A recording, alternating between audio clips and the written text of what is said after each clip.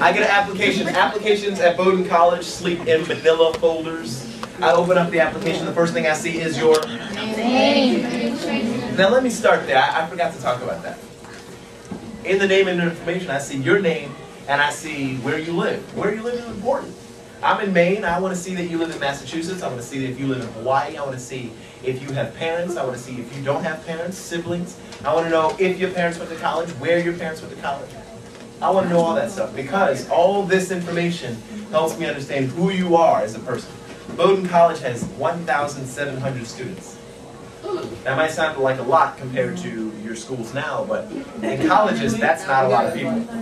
It means that if we were to go across campus in the middle of the school year, I would probably be able to point out and name at least half the students.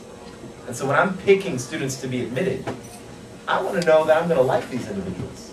And the only way I can know if I'm going to like them is if I can gather as much information about who they are, where they've come from, and so on. Make sense?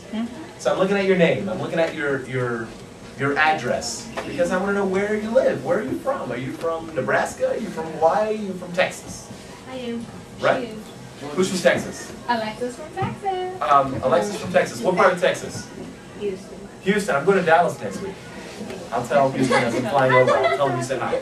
Okay. All right. This is the thing. Students from Houston, Texas. By the way, you're going to meet a young woman later on named Elizabeth. She's giving a tour. Make sure you're in Elizabeth's group. She's the blonde-haired girl giving tours with big eyelashes. Yeah, All right. She is from Texas, but moved to Wellesley, Massachusetts for high school. So make sure you chat with her. So a student from Texas is different than a student from Boston, right? Different accents. Y'all think different things. You like different teams. You eat different food, right? Right? So that matters when you're applying to college because I want to know when you're walking around which jersey you're going to wear and which food you're going to like.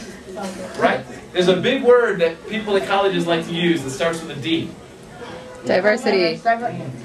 I think I Diversity. Diversity, exactly. I said that. Thank you to all the crowd that said it. So this is what I want you to think about when you hear the word diversity. Too often, we think of it as very simply, as can I borrow you for a second? We think of it like this.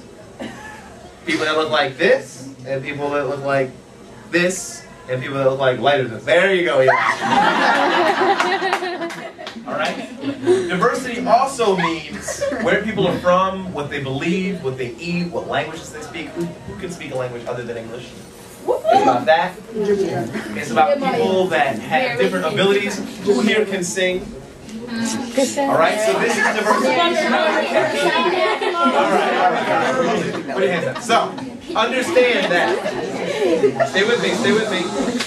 Stay with me. So, understand that your name and address is more than just a way to keep track of your application. Okay, so, Bowdoin College, applications sleep in a manila folder. I open that manila folder application, the first thing I see is Your name and information. the second thing I will see is your, which shows your. The grade. What kind of classes? AP. If your school does not have APs, you will have or. By the way, this is important. What kind of grades are you going to have? Yes. A's and B's. Matters what you do outside class too, because you have to make sure you know life. So while you're in college, you have to do stuff in the college. So they don't want you just to go to class and you got A and B's. You have to make sure you do things outside of the class. Jeez. Wow. You said something under a minute. Yeah. Yes, sir. Oh, that's an interesting question. What happens if you're a quiet, shy person? They don't want you. We want you. It just means that your activities will probably be quiet, shy activities. Okay, I'm a loud person, right? I'm a big person. Like I like to, I'm a dancer actually. Me too. You are too. So, no, we'll go with that later. So, I probably would not do so well in the chess club. Can you imagine me playing chess? I can't sit down that long. However, there are some people in this room who are a little bit quieter, who are a little bit more cerebral, who like to play chess. Both of us could add a lot to a college. And that's called being well-rounded. So, any questions? Any questions before we move y'all on?